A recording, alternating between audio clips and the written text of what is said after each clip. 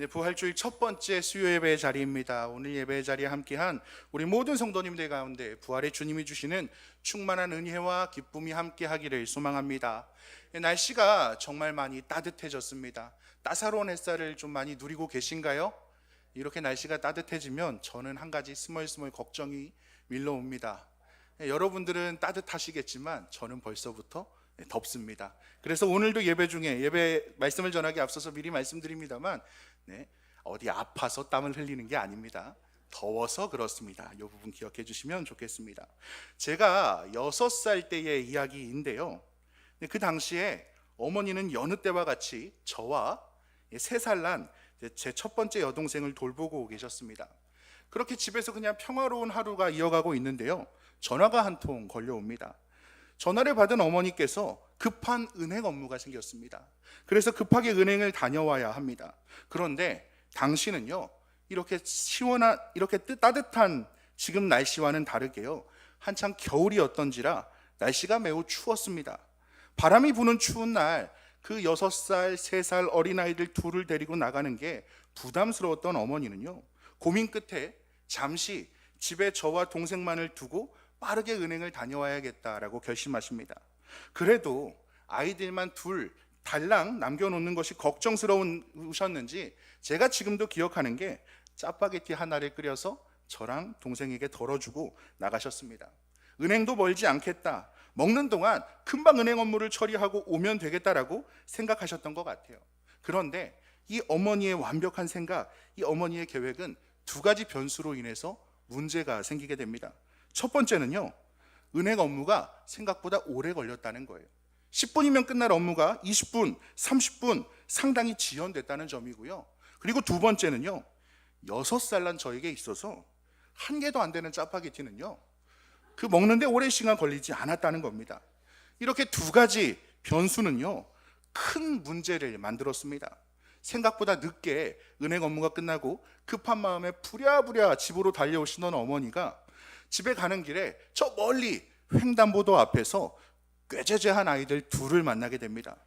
겉으로 봐도 행색이 딱 내복 차림인데 대체 누구 집 자식인가 싶어서 살펴보는데요, 웬걸 짐작하셨던 것처럼 저와 동생이었습니다.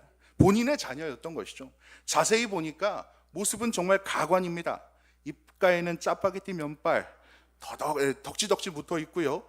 입가만 아니라 이 짜장이 옷 군데와 소매에 묻어 있는 모습도 참 볼만했다고 말씀을 하셨던 기억이 납니다. 여동생은 오빠의 손을 꼭 부여잡은 채 엄마 엄마 하고 우는데, 당시 6살인 저는 그래도 딴에는 제 기억이 아니라 어머니의 증언입니다만 자기가 오빠라고 2눈을 요리조리 굴리면서 엄마를 찾고 있었다고 합니다. 목까지 울음이 차올랐으니 당장이라도 울었을 테지만 동생이 보고 있으니, 동생이 손을 꼭 잡고 있으니 애써 눈물을 참았던 것이죠.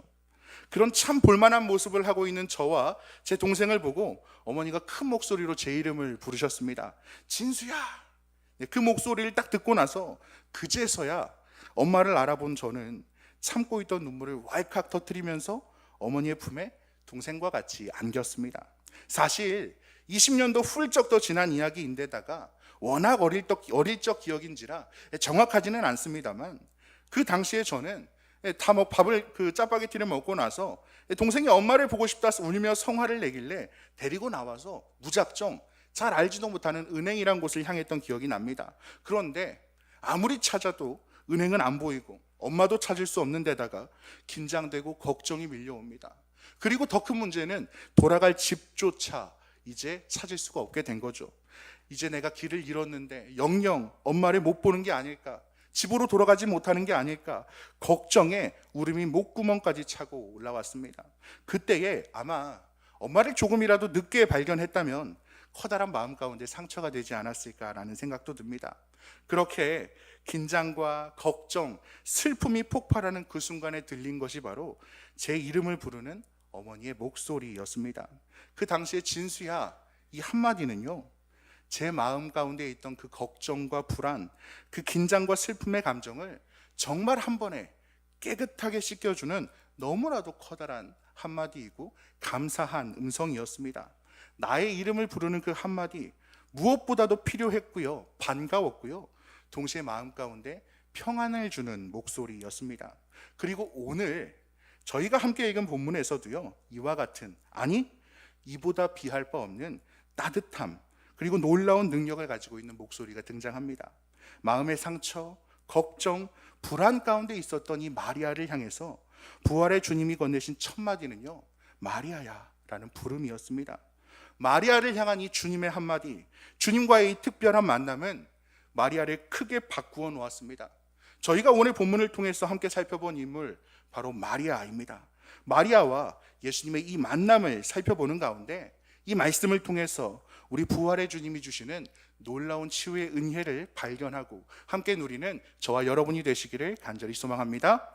네, 성서에서는 이 마리아라는 인물이 자주 등장합니다. 저희에게도 너무나 익숙한데요, 우리가 가장 먼저 보게 되는 예수님의 어머니 마리아가 있고요, 마가의 어머니 마리아가 있습니다. 그리고 우리가 익숙하게 듣는 베다니의 마리아, 오늘 본문에 등장하는 막달라 마리아가 있죠. 막달라 마리아, 이 고향이 막달라인 이 여인은 성서에서 예수님을 따랐던 여성들을 이야기할 때마다 가장 먼저, 가장 앞에서 언급이 되는 사람입니다. 그만큼 그 누구보다도 예수님의 사역에 헌신했던 사람이었습니다. 초기 기독교에서는 사도 중에 사도라고 불리기도 했습니다. 이 마리아가 예수님의 사역을 이렇게 그 누구보다도 헌신적으로 돕게 된 데에는 한 가지 특별한 이유가 있었습니다. 누가복음 8장 초반부에서는요, 예수님과 마리아의 만남을 이렇게 기록합니다. 우리 누가복음 8장 1절에서 3절의 말씀, 우리 화면에 보면서 함께 읽겠습니다. 시작. 그 후에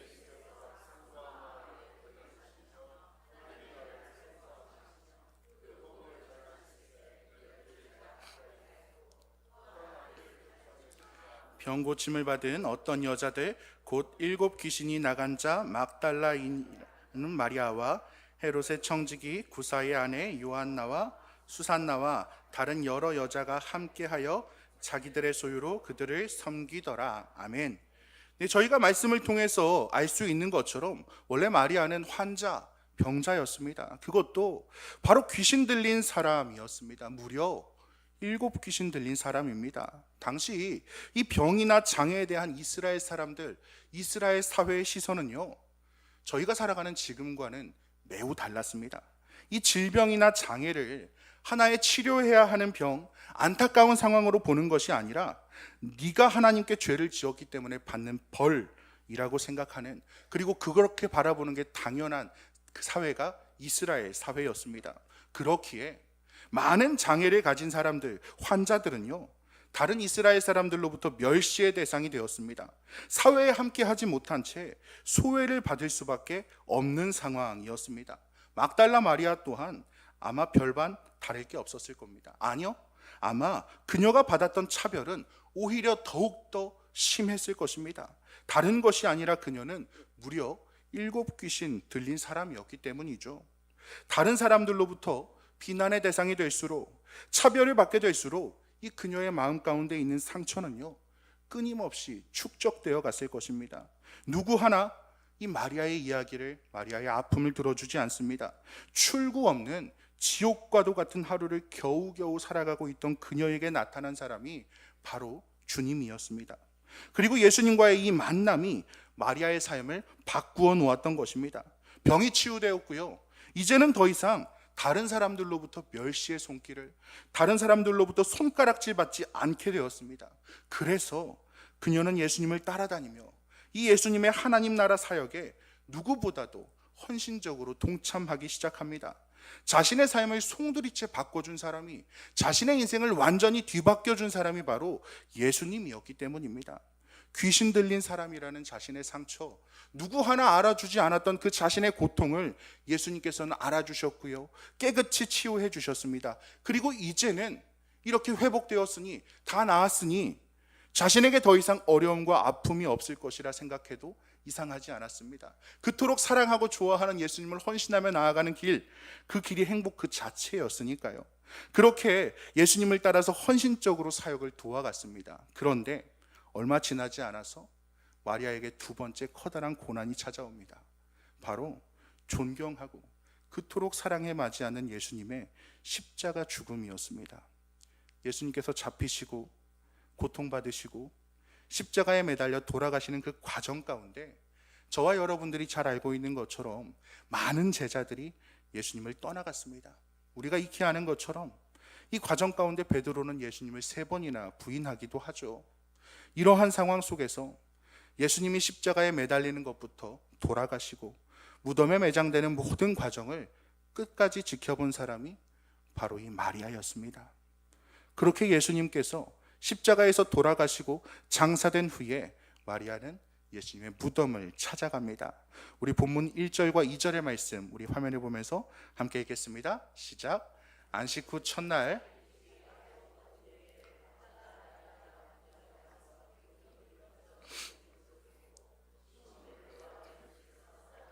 그 다른 제자에게 달려가서 말하되 사람들이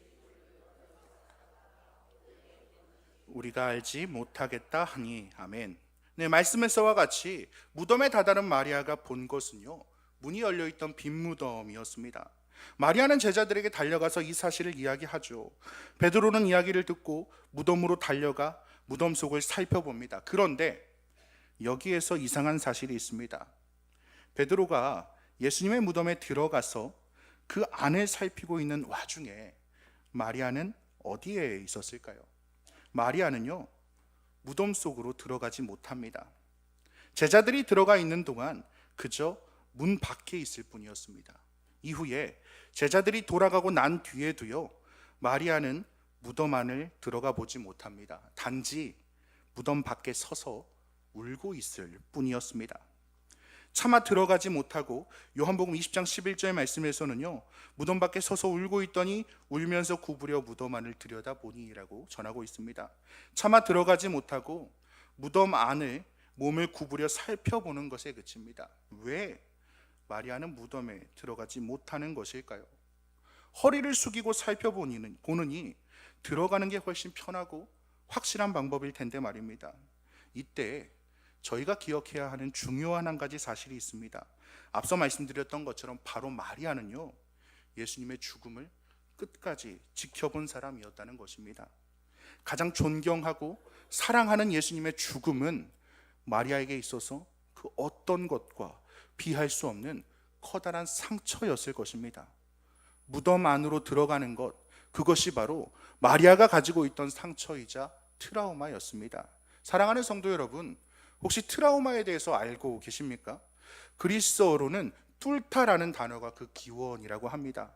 그 어떠한 단단한 벽도 뚫어버릴 만큼 강력해서 이 마음의 벽을 뚫고 쉽게 회복되지 않는 상처를 남긴다는 의미죠. 즉, 트라우마는 일반적인 상처보다 훨씬 커다란, 절대 쉽게 회복되지 않는 깊은 마음의 상처를 말합니다. 처음 돌이 옮겨진 무덤을 발견했을 때에도 그녀는 무덤 안에 들어가지 못하였고요, 베드로와 다른 제자들이 무덤 안으로 와서 그 안을 살펴볼 때에도 그녀는 들어가지 못했습니다. 단지 슬피 울고 있을 뿐입니다.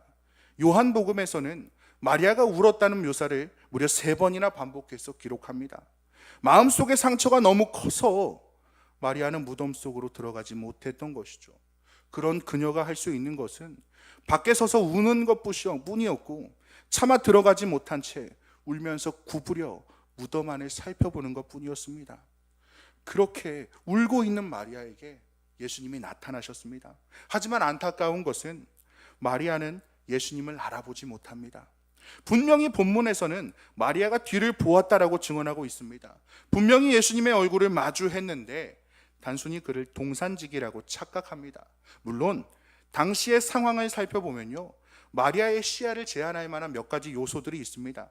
시간상 새벽, 그러니까 아직 어두울 때였다는 점이 있고요, 계속해서 흘렀던 마리아의 눈물이 그녀의 시야를 제한시켰을 것입니다. 하지만 그럼에도 그동안 익히 따르고 보았던, 사랑에 맞지 않았던 예수님의 모습을 알아보지 못한다는 것은 완전히 설명하기는 힘들 것입니다. 다만 한 가지, 저희가 알 수 있는 사실은요, 마리아는 당시 심적으로든 외적인 상황으로든 온전한 시야를 가지지 못했다는 것입니다. 본문 말씀 11절에서 사용된 이 보다라는 의미로 사용된 파라굽토라는 단어에서 저희는 이 점을 알게 됩니다. 파라굽토, 일반적인 의미로 보면요, 살펴보다는 의미보단 몸을 구부려서 신중하게 살피는, 무언가를 놓치지 않으려는 갈망과 신중한 관찰의 의미를 담고 있는 단어입니다. 하지만 그렇게 신중히 살펴보았음에도, 아무리 자세히 들여다보았음에도 그녀 마음 가운데 있는 상처와 낭망, 그로 인해서 제한된 시야는 예수님을 앞에 두고도 알아보지 못하게 마리아를 가로막았습니다. 이렇게 무덤에 들어가지 못했던 그녀의 모습, 그리고 예수님의 얼굴을 마주함에도 알아차리지 못한 마리아의 모습들은 그녀가 가진 마음의 상처가 얼마나 커다랬는지를 보여줍니다. 자신의 인생을 바꾸어준 예수님의 순환과 죽음을 옆에서 지켜보았다는 것은 상상 이상의 상처와 어려움으로 다가왔던 것이죠. 커다란 마음속의 상처로 인해서 차마 무덤 안으로 들어가지 못하고 예수님을 알아보지도 못하며 그 순간에도 주님을 찾아서 울고 있는 이 마리아에게 부활하신 주님께서는 단 한마디를 건네십니다. 우리 요한복음 20장 16절의 말씀 우리 화면에 보면서 함께 읽겠습니다. 16절의 말씀 함께 읽겠습니다. 예수께서 라보니 하니, 아멘, 마리아야, 원어로 마리암이라는 이 한마디뿐이었습니다. 하지만 마리아에게 있어서는요, 그 어떤 말보다, 그 어떤 기적보다 훨씬 더 직접적으로 와닿는 충분한 한마디였습니다. 예수님께서 잡히시고 십자가에서 돌아가시는 모습, 무덤에 매장되는 그 모든 과정을 지켜보면서 마리아가 받았던 충격과 고통, 이 아픔은 그녀의 마음을 헤집어 놓았을 것입니다. 앞서 말씀드렸던 것처럼 그 무엇도 꿰뚫어 버릴 수 있는 창과 같았던 그 아픔은 그 마음을 꿰뚫고 쉽게 회복되지 않을 상처, 트라우마를 남겨놓았습니다. 이 상처로 그녀는 무덤조차, 주님의 무덤조차 들어가지 못했고 눈앞에 있는 주님을 알아볼 수 없었습니다. 이렇게 쉽게 회복되지 않을 것 같은 상처를 회복시켰던 예수님의 단 한마디는 마리아야 라는 부르심이었습니다. 그제서야 마리아는 자신 앞에 서 있던 이가 누구인지를 알아볼 수 있게 되었습니다. 분명히 본문 말씀에서 보면 이 14절 초입에서는요, 그가 돌이켜 보았다, 그를 바라보았다라고 성서는 기록합니다. 16절에서 돌이키다라는 것은요, 자세나 행동을 의미하지 않다는 것입니다. 이미 얼굴을 맞대고 있는데 돌이킬 이유도 없거니와 문맥상 적절치 않기 때문입니다. 이 16절에서 마리아가 돌이켰다고 말한 것은요, 마리아의 변화된 상태를 보여주는 것입니다. 심적으로, 상황적으로 마리아의 시야를 제한하고 있던 이 장애물들이, 마음의 어려움들이 사라졌다는 것을 의미합니다. 예수님의 이 한마디는 마리아의 마음을 치유했으며 눈물이 마르지 않아서 시야가 흐렸던 이 마리아의 시야를 회복시켜 주었습니다. 이 한마디를 통한 이 예수님과의 만남은요, 다시금 마리아가 고난을 딛고 일어설 수 있도록 인도하는 부활의 주님이 주시는 놀라운 회복 사건이었던 것입니다. 사랑하는 성도 여러분, 저희는 이후에 이 성서에서 저희는 마리아에 대한 행적을 자세하게 찾아볼 수는 없습니다. 하지만 한 가지 분명한 것은요, 성서는 마리아를 예수님의 사역을 도왔던 다른 여성들 중에서 가장 먼저 언급하고 있다는 것입니다. 또한 예수님의 이 부활하신 모습을 본 첫 번째 목격자, 증인으로 세웠다는 것입니다. 그래서 저희는 이후 마리아의 행보 정확하게 알 수는 없지만 그가 전에도 그러하였듯이 그 누구보다도 예수님의 복음을 전하는 일에 앞장섰을 것이라고 저희는 충분히 예측할 수 있습니다. 그리고 성서 외의 다양한 신학 자료들에서는 마리아가, 그녀가 이후에 복음 전달자로서 활발한 선교 활동을 이어나갔다라고 이야기합니다. 마리아에게 있어서 이 예수님은 고난의 상황에 처한 자신을 2번이나 인도하여 주신 분이었습니다. 예수님과의 특별한 이 2번의 만남이 그녀의 삶 전체를 바꾸어 놓았던 것이죠. 저희가 살펴본 것처럼 마리아는 2번의 상처와 어려움을 겪습니다. 더군다나 2번째 상처는 자신을 고쳐주었더니 바로 예수님의 죽음이었습니다. 쉽게 감당할 수 없는 이 마음의 상처를 회복시킨 것은 다름 아닌 예수님이셨고 마리아야라는 주님의 따뜻한 부르심이었습니다. 사랑하는 한신교회 성도 여러분, 저희는 지난 주일 부활주일을 맞이해서 죽음을 이기시고 다시 살아나신 이 예수 그리스도의 은혜를 함께 기뻐했습니다. 오늘 이 시간 이 부활의 여운이 아직 마음 가운데 남아있는 이때에 마리아에게 들려온 주님의 음성을 우리 또한 다시 듣기를 소망합니다. 저와 여러분들 또한 마리아와 같이 예수님과의 첫 번째 만남을 통해서 삶의 방향이 바뀌는 그 놀라운 은혜를 경험했던 사람들입니다. 세상의 중심에서 벗어나서 하나님을 바라보게 되었고요. 우리의 걸음은 그동안 주님을 향해 이어져 왔습니다. 그리고 오늘 이 말씀 앞에서 그 첫 만남의 감격을 다시금 떠올려 보시길 바랍니다. 처음 만났던 그 감격을 떠올리면서 그 사랑 안에서 우리의 시선이 다시 새로워지기를 소망합니다. 특별히 오늘 말씀을 통해 저희가 깨닫게 되는 것은요, 주님은 지금도 우리의 이름을 부르고 계신다는 사실입니다. 상처와 아픔이 눈앞을 가려서 우리가 주님을 바라보지 못할 때에도 주님은 그 자리에 계시며 우리의 마음 깊은 곳까지 아시는 분이십니다. 마리아가 무너진 마음으로 이 무덤 앞에 서 있을 때에 예수님은 그 이름을 불러주셨습니다. 마리아야. 단 한마디였지만 그 부르심은 모든 상처를 꿰뚫고 들어가서 마리아의 마음을 다시금 일으켜 세웠습니다. 그 한마디가 마리아의 시선을 바꾸고 무너진 마음을 다시금 살렸던 것처럼 오늘 저와 여러분의 삶에도 동일한 은혜가 함께 하기를 소망합니다. 주님의 음성은요, 단지 감정적인 위로가 아닙니다. 그것은 바로 부활의 능력이며 절망에서 다시금 일어나게 하는 생명의 부르심입니다. 흐려졌던 시선이 회복되고 흩어졌던 마음이 다시금 주님께로 돌아오는, 그것이 주님께로 다시 모여드는, 바로 그것이 주님의 은혜입니다. 주님의 부르심은 우리를 다시 예배의 자리로, 말씀의 자리로, 사명의 자리로 이끌어 주십니다. 오늘도 주님은 저와 여러분의 이름을 부르고 계십니다. 사랑하는 나의 딸아, 사랑하는 나의 아들아, 내가 너를 알고 있다. 내가 너와 함께한다. 이 부르심은요, 바로 오늘만이 아니라 어제뿐만이 아니라 지금도 계속되고 있고요, 내일도 우리를 향해 계속될 것입니다.